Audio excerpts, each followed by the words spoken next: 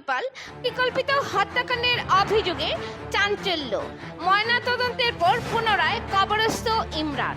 নবনির্বাচিত জিপি সভাপতি ইমরান হোসেন বরবুইয়ার মৃত্যু ঘিরে তৈরি হয়েছে চাঞ্চল্য। আজ ময়নাতদন্ত শেষে তার মৃতদেহ পুনরায় কবরস্থ করা হয়েছে। সূত্রে জানা গেছে, গত 10 আগস্ট ইমরানের মৃত্যু হয়। প্রথমে হৃদরোগে আক্রান্ত হয়ে মৃত্যু হয়েছে বলে গুজব ছড়ালেও ঘটনায় ভিন্ন মোড় নেয়।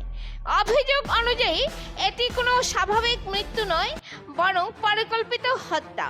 স্থানীয় সূত্রের বরাতে জানা যায়, ইমরানের স্ত্রী এবং তার প্রেমিক বিজু লস্কর এই হত্যার সঙ্গে জড়িত। ইমরানের ভাই নাগিব লস্করের উদ্যোগে বিষয়টি ফাঁস হয়। তিনি বিজুর মোবাইল ফোন পরীক্ষা করে হোয়াটসঅ্যাপে একাধিক মেসেজ পান, যা থেকে হত্যার সন্দেহ আরও দৃঢ় হয়। এই চাঞ্চল্যকর তথ্য প্রকাশের পর প্রশাসন মৃতদেহ কবর থেকে তুলে ময়নাতদন্তের জন্য শিলচর মেডিকেল কলেজে পাঠায়। ময়নাতদন্ত সম্পন্ন হওয়ার পর আজ দুপুরে মৃতদেহ পুনরায় দাফন করা হয়। ঘটনাকে কেন্দ্র করে গোটা এলাকায় শোকের ছায়া নেমে এসেছে। একই সঙ্গে হত্যার অভিযোগে গ্রামে উত্তেজনার বাতাবরণ বিরাজ করছে।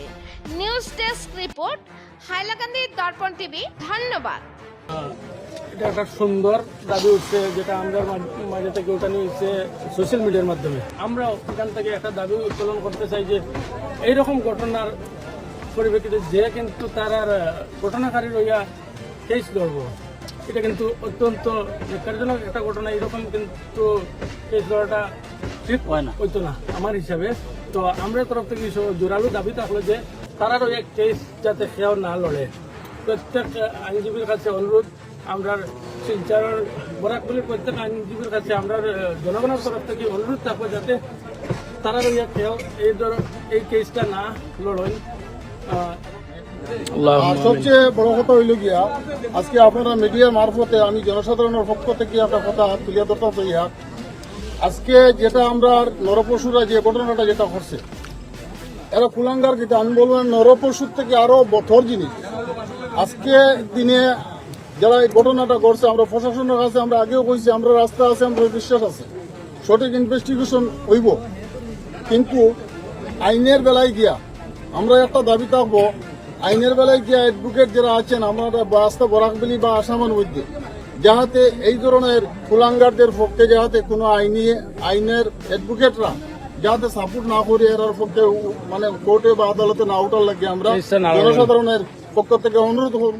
ইমরান একজন ভালো মানুষ, ইমরান ভালো মনের মানুষ। আমি মনে করি যে দক্ষিণ শিলচরের মধ্যে যেভাবে পঞ্চায়েত ইলেকশনে যে প্রতিদ্বন্দ্বিতা হয়েছে এবং আমরা যে বন্ধুত্বর মিলন করে 10 মিনিট 15 মিনিট পর পর আমরা ফোনে যোগাযোগ করে এবং পাবলিক তাদের মত বিনিময় করেছে, তাদের ভোট দিয়েছেন, কিন্তু আমরা বন্ধুত্ব রয়ে গেছে। ইলেকশনের পরেও আমার সঙ্গে তার ভালো একটা মনোভাব ছিল এবং আমাকে এই মুহূর্তে একটা আজকের দিনে যেখানে কবরিস্তান, সেই কবরিস্তানে একটা ব্রিজ ছিল, সেই ব্রিজে অপূর্ণ তোলা কাজ ছিল, সেই পূরণ করে দিয়ে বলেছিল আমার ভাই এখানে বর্ষার দিনে মানুষ মারা যেতে পারে, তাহলে সুব্যবস্থা করে দেয় এবং তুমি সঙ্গে থাকবে এবং পুরানো কাজগুলো যাতে হবে।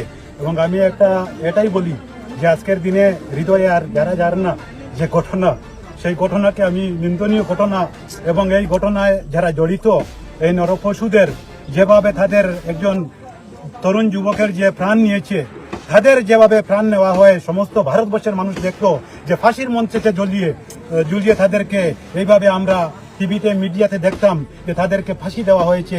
আমরা বসে বসে আমরা ইমরানের দোয়া করতাম যে আল্লাহ তাদের যেন মাগফিরাত কামনা করেন, এইটুকু আমি আশা রেখে। 2 দিন আগে আমার হইলো ব্রিজের খাসটা তোলা মাটি ফেলাইবে বাকি রয়েছিল। আমি বললাম মাটিটা দিলে সাইড ওয়ালটা হয়ে গেছে, তো মাটির খাসটা বাকি রয়েছে, তো এখন বারিশের সিজন সব রোয়া হয়ে গেছে। তো আমি বললাম মাটিটা দিলে আমার হাতে মাটি দিলা পয়সা যেটা লাগে আমি দিমু। তো আমি বললাম গাড়িতে ঢুকতো না, এটা তো মাটি দিলে লেবার মানুষ লাগবো, লেবার যেটা লাগে তুমি লাগাই দিয়ে পয়সা আমি দিমু, তুমি কোচ কত লাগছে। তো লেবারটা 3 জন আমি লাগাইয়া 2 দিনে তারা 3000 টাকা লাগছে। 2 দিনের লেবার তারা খাস শেষ করছে। খাস শেষ করে শুক্রবারে জুম্মা শেষ হয়ে বললাম চল খাসটা তো পুরো হয়ে গেছে, টাকাও তো তুমি দিলে খাসটা চল দেখিলে লগে লগে আমরা মুসলিম চাচা তাই আমরা 3 মানুষ আইসা তার দেখিয়া অনুভব আখ্যা সব গপসপ করে কইছে যে রাস্তা আছে আমরা কবরস্থানের রাস্তাটা তার আশা তার আমরা দোট আর রাস্তাটা আমরা মানে খাস দৌড়াইতাম মানে ওটা করলেও আমরা মানে মানে রাজনীতির আগেও ডটায় কইছে যে রাস্তাটা আমরা করলেও মানে মানাই দিতাম ওটা মানুষের বহুত আওয়া যাওয়ার লাগে এদিকে গাড়ি কিছু টিকেন না এটা লাগে কবরস্থানের আওয়া বহুত কষ্ট হয়ে যায় যে কবরস্থানের লাগে বেলাতে হলে একটা নেকিল খাস করিয়া দিব রাস্তাটা বানাই দিই।